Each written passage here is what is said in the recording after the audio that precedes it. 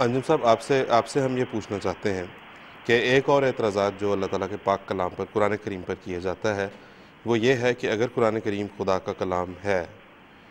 تو اس کی تدوین کو دوبارہ اثر نو کرنے کی ضرورت کیوں پیش آئی؟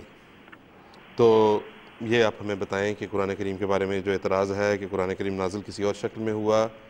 اور اسے تدوین جی کسی اور شکل میں کی گئی، یہ اس اعتراض کی حقیقت کیا ہے اور اس کا جواب کیا ہے؟ جی آصف صاحب، یہ قرآن کریم کا ایک معجزہ اس کو کہنا چاہیے کہ اتنی بڑی کتاب ہے، اس میں 114 صورتیں ہیں اور بہت سی آیات ہیں، تو ان میں دو ترتیب قائم کی گئی ہیں۔ ایک وہ ترتیب ہے جو نازل ہونے کے لحاظ سے ہے، اور ایک وہ دائمی ترتیب ہے جو نبی کریم صلی اللہ علیہ وسلم کی زندگی میں ہی اس قرآن کریم میں رکھی گئی ہے، اور ان دونوں ترتیبوں میں فرق ہے۔ تو اس کی حکمت یہ ہے، اگر یہ سوال اور ضروری سوال ہے تو ہمیں اس کی حکمت یہ نظر آتی ہے کہ جب قرآن شریف نازل ہو رہا تھا اس وقت لوگ اسلامی مسائل سے بالکل ناواقف تھے، تو چھوٹی سے چھوٹی چیز ان کو بتانی ضروری تھی تاکہ اسلامی تعلیم پس پردہ ان کے دماغوں میں قائم ہو جائے۔ اس کے بعد پھر اسلامی شریعت کی تفصیلات بیان ہو سکتی تھیں۔ بس پہلے چھوٹی چھوٹی صورتیں ایسے مضامین کے متعلق نازل کی گئیں جو رسول کریم صلی اللہ علیہ وسلم کے بعثت کے ابتدائی زمانے کے ساتھ تعلق رکھتی تھیں، جن میں اول تو چند اصولی باتیں بیان کی گئی تھیں کہ مثلا خدا ایک ہے، غریبوں سے رحم کا سلوک کرنا چاہیے، خدا تعالیٰ کی عبادت میں اپنی زندگی بسر کرنی چاہیے، خدا تعالیٰ کا ذکر کرنا چاہیے، اور ساتھ ہی یہ بھی بتایا گیا کہ محمد مصطفیٰ صلی اللہ علیہ وسلم کی صداقت کے کیا دلائل ہیں، اور یہ بھی بتایا گیا کہ کس کس رنگ میں آپ کی مخالفت ہوگی اور مخالفوں کا انجام کیا ہوگا، مومنوں کے ساتھ کیا سلوک ہوگا، اسلام کی ترقی کیسے ہوگی۔ اور یہ جو ابتدا میں یہ بتانا عین حکمت کے مطابق تھا، اور مسلمانوں کو جب ترقیات حاصل ہونی شروع ہوئیں تو پھر تفصیلات شریعت بھی نازل ہونے لگی۔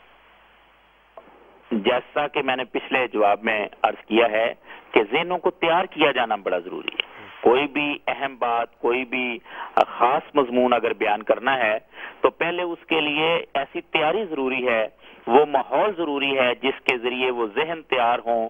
اور دماغ اس کو سننے کے لیے آمادہ ہوں اور دل اس کو قبول کرنے کے لیے تیار ہوں۔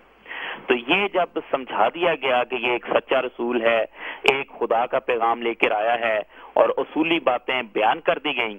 تو پھر جو شریعت کی تفصیلات تھیں وہ نازل ہونے لگی۔ بس یہ نزول کی ترتیب اس زمانے کے لحاظ سے نہایت ضروری تھی، مگر جب قرآن شریف سارا نازل ہو گیا، لاکھوں آدمی دنیا میں مسلمان ہو گئے اور غیر قومیں بھی اسلام کے پس پردہ سے ایک حد تک واقف ہو گئیں کہ یہ اسلام کے اصول ہیں، تو اب ان کے سامنے مسائل کو ایک نئے رنگ اور نئے زاویے سے پیش کرنا ضروری تھا۔ بس اللہ تعالیٰ کے حکم سے رسول کریم صلی اللہ علیہ وسلم نے ایک نئی ترتیب سے قرآن شریف کو آئندہ زمانے کے لیے مرتب کیا، اور یہ یاد رکھنا چاہیے کہ یہ کام نبی کریم صلی اللہ علیہ وسلم کی زندگی میں ہی ہوا ہے۔ جو آیت نازل ہوتی تھی، حضرت جبرائیل علیہ السلام نبی کریم صلی اللہ علیہ وسلم کی رہنمائی کرتے تھے اور آپ صحابہ کو بتاتے تھے اور کاتبین وحی کو بتاتے تھے کہ اس آیت کو فلاں صورت میں فلاں آیت کے بعد فلاں آیت سے پہلے رکھو۔ تو یہ ترتیب بھی نبی کریم صلی اللہ علیہ وسلم کی زندگی میں ہی خدا تعالیٰ کے حکم کے ماتحت بنائی گئی ہے، اور اس کے اپنے فائدے ہیں، اور یہ بالکل مناسب حال ترتیب ہے جو اس وقت پائی جاتی ہے۔ اب یہ کتنا بڑا معجزہ ہے کہ جو کتاب مختلف ٹکڑوں میں نازل ہوئی، مختلف زمانوں میں نازل ہوئی، اس کو دو ترتیبوں سے دنیا کے سامنے پیش کیا، اور ایسی صورت میں پیش کیا کہ دونوں کی دونوں کامیاب اور اعلیٰ درجے کی ترتیبیں۔ یہ سوائے خدا تعالیٰ کے اور کسی کا کام نہیں ہو سکتا، اور یہ قرآن کریم کا معجزہ ہے۔ اب دیکھیں، بعض مستشرقین یہ کہتے ہیں کہ حضرت عثمان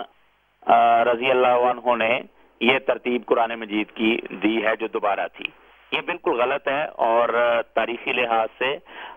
اس کی تردید ہوتی ہے، اور نبی کریم صلی اللہ علیہ وسلم کی زندگی میں ہی یہ ترتیب موجود تھی. اور اس کی بڑی عام فہم دلیل یہ ہے کہ مشہور حدیث ہے کہ ہر رمضان میں جبریل آتے تھے اور جتنا قرآن کریم نازل ہوتا تھا وہ نبی کریم صلی اللہ علیہ وسلم کو دہرائی کرواتے تھے. اور جب آپ کی زندگی کا آخری رمضان تھا تو 2 دفعہ قرآن مجید کی دہرائی کروائی گئی. تو وہ کس ترتیب سے، آخر کوئی ترتیب موجود تھی تو اس کے ساتھ دہرائی کی جاتی تھی. اور اسی طرح جو حفاظ تھے قرآن کریم کے وہ بھی قرآن مجید کو پڑھتے تھے، تو کوئی ترتیب موجود تھی جس کے ساتھ اس کو پڑھا جاتا تھا. تو اس لیے یہ بڑی واضح بات ہے کہ نزول کی ترتیب اور تھی، اس کی حکمت میں نے بیان کی، اور دائمی ترتیب اور تھی، اس کی حکمت میں نے بیان کی. لیکن دونوں قسم کی ترتیب یہ خود نبی پاک صلی اللہ علیہ وسلم کی زندگی میں خدا تعالیٰ کے اذن سے اور خدا تعالیٰ کے سکھانے سے حضرت محمد مصطفیٰ صلی اللہ علیہ وسلم نے دی تھی. اس لیے اللہ تعالیٰ نے قرآن مجید میں فرمایا ہے انا علینا جمعہ و قرآن، کہ اس قرآن کریم کا جمع کرنا، اس کی ترتیب دینا یہ ہمارے ذمہ ہے. تو خدا تعالیٰ نے اپنے ذمہ یہ کام لیا اور کس شاندار طریقے سے کیا. اب بعض مستشرقین کہہ دیتے ہیں کہ جی لمبی صورتوں کو پہلے رکھا ہے، چھوٹی صورتوں کو بعد میں رکھا ہے. ایسی بات نہیں ہے، بلکہ اس میں مضامین کی ترتیب ہے. اور یہ بات تو یہیں پہ رد ہو جاتی ہے کہ سب سے پہلے تو سورہ فاتحہ جو چھوٹی سی صورت ہے، صرف 7 آیات ہیں اس میں، اور اس کے بعد سورہ بقرہ ہے جو بہت لمبی صورت ہے. تو لیکن اگر ہم مضامین پہ غور کریں تو میں صرف ایک مثال دیتا ہوں کہ دیکھیں سورہ فاتحہ میں آخر میں فرماتا ہے اہدنا الصراط المستقیم، کہ اللہ تعالیٰ ہمیں سیدھا راستہ دکھا. اب جو اگلی صورت سورہ بقرہ شروع ہو رہی ہے وہ یہاں سے شروع ہو رہی ہے بسم اللہ الرحمن الرحیم ذالک الکتاب لا ریب فیہ ھدی للمتقین، کہ اے مومنو جو دعا تم نے مانگی ہے کہ ہمیں ہدایت کا رستہ دکھا، تو یہ وہ ہدایت ہے جو متقین کے لیے آئی ہے، جو متقی لوگوں کو ہدایت دے گی. تو دیکھیں کس طرح مضمون ایک صورت کا دوسری صورت سے ملا ہو، اور یہ نہایت دلچسپ مطالعہ ہے. اور اس بارے میں ضرور گزارش کروں گا اپنے ناظرین سے کہ حضرت مسلم موعود رضی اللہ عنہ نے بھی اپنی تفسیر کبیر میں، اور حضرت خلیفۃ المسیح رابع رحمہ اللہ نے بھی اپنے جو ترجمہ قرآن کریم ہے اس میں صورتوں کے شروع میں جو تعارف دیا ہے اس میں یہ خاص مضمون بیان ہے کہ کس طرح ایک صورت کی ترتیب دوسری صورت سے اور آیات کی ترتیب دوسری آیات سے موجود ہے، اور نہایت حکمت پر مشتمل یہ مضمون ہے. نصیر انجم صاحب